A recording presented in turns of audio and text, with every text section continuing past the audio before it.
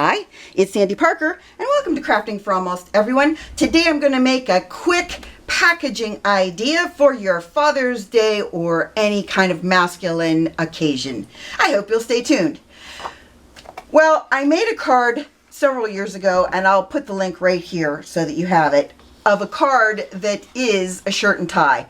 And I thought, well, I might as well show you how to make the packaging to go along with it. And so this was just using a bag I had. And I thought I would show you this example first, because if your bag is too wide, you're going to come out looking like a really big-shouldered man. And you want to fill your bag before you put it together. But I'm going to walk you through it and show you what dimensions look better in a bag. You want your bag to be longer and thinner, like this lunch bag. So you'd fill it with everything that you have for your gift.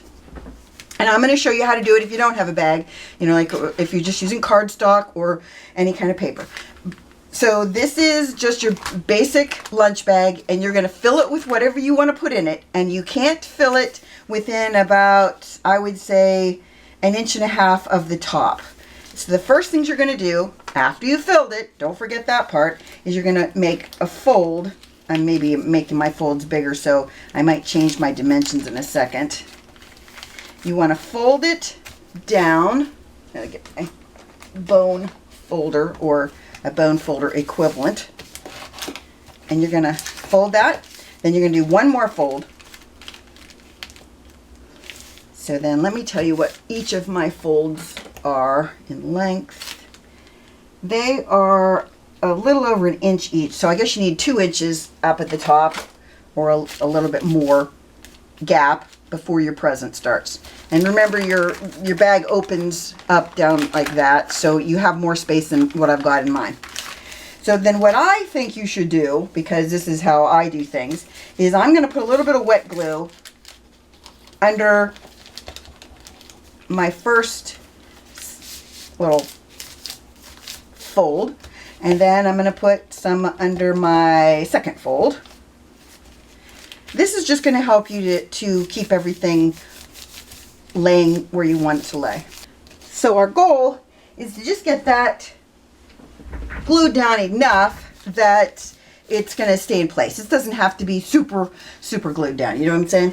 Follow that. Anyway, so then you're going to cut right along your bottom edge in about, you know how I am with measurements.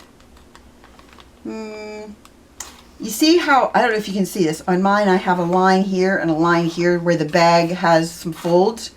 Don't go all the way up to that, but close to that edge. I'll give you the measurement in a second. Okay, so my first cut is 1.25 inches, and my other cut is a little bit over 1.25 inches. Not much, but close. All right, then you're going to fold one side down like a collar. And by that I mean you're just going to fold it, I don't know what is that, 45-degree angle? I'm not good with angles. Just helping you with that. This is kind of a thicker, you know, once you do two layers of folds, it becomes a little bit thicker to fold it down. So if you struggle with that, I would say use your bone folder. You want it to look like the collar of a shirt, like that. Then you could do a lot of things. If you wanted to, you could put a little hole here and make it have like faux buttons. Maybe I'll do that for you. Let's see if I have any. I'm going to put a little bit of glue underneath my collar, like that. And then I'm going to just press it down for just a second. I think I'm going to use this brown paper, and I'm going to use a pencil and draw it in the back. And here's how you want to draw it. You want to draw, let me see if I can get a black, my pencil I don't think is going to help you here. You're going to make a little, what will I call that? Diagonal lines in toward the center. This is the back of my tie, so it doesn't really matter. And then you're going to angle it out on both sides. And then you're going to angle it into the center like that. Now it doesn't matter how ugly it looks on this side, because remember, we're just going to cut it out on the and it's the other side that matters. And if you think you need it to be longer, you know, you can make it longer. It's completely up to you. So let me cut this one out. I always have trouble with this bottom section with my angles not looking right. So if that happens to you, all you have to do is just play with it a little bit and trim it a couple times until you like the look of it. That looks better to me. And then all we're going to do is put a little bit of glue on it, and we're going to glue it down. And then I'm going to go grab a couple either buttons or brads and show you what it would look like if we glued some buttons or some brads. I'm just going to push our tie, trying to make sure it's centered under both of those, like that. Isn't it cute? And how easy was that? I mean, how long did that take? You think 5 minutes maybe? And don't forget, it would look like this. Pick a bag that doesn't look like it was beat up. Like this one looks like it's been through a wringer washer or something. Does anybody even know what that is anymore besides me? Anyway, my grandma had a wringer washer when I was a kid. That's how old I am. All right, let me grab those buttons and I'll be right back. I poked one of my brads through before I remembered that I didn't have the camera on. So you're just going to, I would do this before you glue down your collar. I'll show you the correct process on the second one. And you're just going to put your brad ends through. This is the smallest brad in the world. And you know, I'm not good with little things. I'll be right back as soon as I can stick it in there. That is how you do it. So we're going to make a bag out of 2 pieces of 12 by 12 inch cardstock. Don't make it the really heavy duty stuff because you won't be able to fold it without it cracking. This is from Stampin' Up. It's an old retired paper, but it's pretty bendable, pliable, whatever. So let me give you the score marks that we're going to be using. On our first piece, we're going to score at 1/2 inch.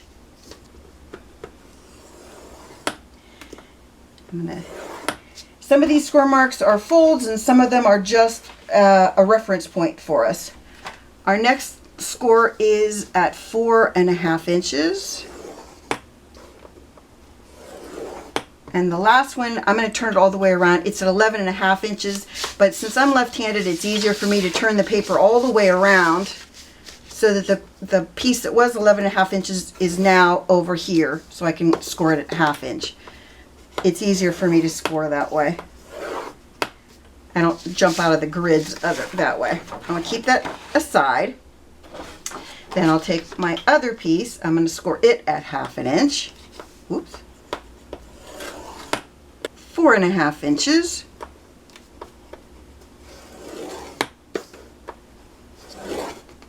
And I'm going to turn it around again, 11.5 inches. Again, this would have been at the other end of the board, but because I can't do a really good job of scoring that way with my left-handedness, I'm just making it easier on myself. So then what we're going to do is we're going to put our papers together. I'm going to flip my paper over because I want my outside to be the black and white. So what you're going to do first is you're going to, on this 1/2 inch score at the very end, you're going to put some tear tape on that. And I'm going to put mine not on the score line, but right up to the score. I'm putting 2 1/4 inch pieces of tear tape. Don't go over your score line. That's crucial that you don't do that. Then what we're going to do is we're going to line this up with your 1/2 inch score on this piece. And when you do this, the easiest way to do anything when you use tear tape is to put a little bit of wet glue over the whole thing. That way, if you line it up wrong, you can rip it back off without tearing your paper. So I just put enough glue there to be able to do that. And again, you've got that 1/2 inch score. You want to lay those 2 1/2 inch scores over each other, or right up to each other, so that when you put this paper together, you end up with a 23-inch piece of paper. Remember, this is the inside of my box, so it doesn't matter. So now I'm going to fold my score lines. Okay, then we have our last set of scores, which are these 1/2 inch pieces. We're going to put tear tape on the black and white part of this one. I'll just put wet glue on there. That's all right. Then what you're going to do is you're going to lay this right on top of it, where this, again, making sure your 1 inch or your 1/2 inch scores are lined up perfectly with each other. And then you're going to lay your box flat. The way you know that you've done this right is at this point, just with folding this score up, the inside score. You folded that up, like leaned it back on itself, and then when you put this paper over it and lay it down, the box is completely flat. That's how you know you've done everything right. I hope that made sense. And then when you pick it back up, you can do that, and your box is now a box. To make the bottom of our bag, I'm going to score the whole bag at 2.5 inches all the way. Well, I have it already in the back. I have it in my scoreboard. The inside of my paper has a pattern, so I want to make sure that my pattern's in the right directions. And to make sure it goes in the right direction, you want it to be facing, at this point, facing toward the right. Your pattern on the inside, if you have a pattern. If you don't want, if you're worried about it. You're going to score at 2.5 inches all the way across. And then flip it over and score again at 2.5 inches, just to make sure you have a good clean score. At our corner score, right there, you're going to cut up to the 2.5 inch score line that we just made. And you're going to do that on the other side. You're going to do it on all 4 corners. And then you're going to take a little bit of an angle out. Not a lot. Just a little bit like that. Can you see that little bit? Same on this side. Just a little bit of an angle. We got our 4 corners in. Then what you're going to do is you're going to fold in one of your sides. So what we're going to do now is we're going to put a little bit of wet glue over this whole piece, like that. And then the next step is you're going to lay in your side flaps. I probably should have folded my scores in first. Let me do that. I'll just fold them back on themselves. So we have this one that we're going to lay on top of the one we just put in. We're going to make sure it's nice and straight.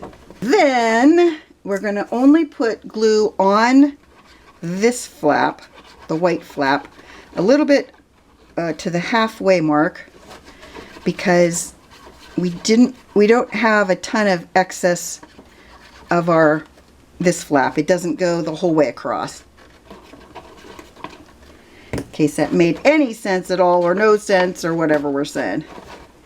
Okay, flip it back over on itself. Rub it inside. We're going to want to use your bone folder in there to really make sure your paper stays adhered to itself and that your bag is well made. This bag is not going to be super sturdy. If you want it to be sturdier, what I would recommend you doing is lining it with a little bit of chipboard on the bottom. That way it should stay together better. Okay, then to make the top of your bag, or the sides of your bag, I guess, you're going to want to pinch in. You're going to go like this, and you're going to line up the 2 sides and pinch it. Make sure it's lined up pretty well. This is going to make it so that you'll be able to fold the top of your bag in. Okay? Do the same on the other side. Now my bag is a bag. I did all that just to make a bag. Now the next thing you're going to do is exactly what you did with the first bag, and that is you're going to fold your top over. So now I have one fold. Again, we need that second fold like we did on the first bag. And that's why I was explaining how you really need, at this point, you really need to be using a thinner weight paper, because if you use something thick, there's no way you're going to get this to fold and stay. We've got it folded the way we want it. So now we're going to take our scissors and we're going to cut in. So I want you to go in 2 1/4 inches on both sides, or 2 inches, you know, whichever you choose. We're going to go 2 1/4 just so I can show you what it looks like. So see that, I made that mark in the wrong spot, but I made it so you can see it. Right there it is. And you're just going to cut across under here till you get to that mark. And don't forget, at this point in your process, when you're doing what I'm doing right now, you need to make sure you put everything in your bag. I think I'm going to cut off a little bit of this underneath. There's just so much bulk in there. It's almost impossible to do it because it's got way too much paper inside there. If you were going to do this, I would probably use wrapping paper and do exactly what I've done, but use gift wrap, because you probably will not be able to fold in and do a nice clean job of folding in this weight or thicker of cardstock. So maybe use newspaper and then line the bottom of it with a piece of cardboard. That ought to work. And I'm going to put some wet glue in underneath and get this to lay flat on itself inside. Okay, so now we've got our shirt. And I'm just going to get a black piece of paper to make my tie out of. And again, I'm going to draw my tie. It's easier for me to do it this way. Okay. As you can tell, my skills of drawing are exceptional. Clearly not the greatest job. But like I said before, what I do is after I've cut it out, then I trim it so that my edges look better, straighter, whatever. And then gotta glue down.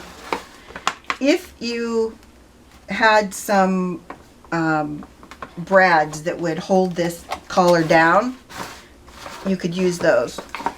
Or in my case, I'm just gonna get my shirt pulled straight back up and try to. If it was me making this, and it is, but if it was me making this for someone else, what I would do is I would use brads or something to hold these pieces down, because they do not want to stay in place for the, because of the thickness of the paper. And as I said, this was not a thick paper, but that's what I would do if I was doing this, is I would use all of the dimensions that I gave you, but what I wouldn't do is I wouldn't use this weight of cardstock. I would use either a newspaper or a gift wrap, and it will work perfectly for you. Well, I hope that you got some ideas of how to make this work for you, because obviously the easiest way to do it is if you have your own paper bag, but if you want to try and make your own bag, you can do it, but as I said, the lighter the weight of the paper, the better, and it should work for you with no problem at all. So I hope you enjoyed this, that you give it a thumbs up and subscribe, and please tell your friends about me on social media, because you know I love that. And thanks so much for watching. Bye-bye.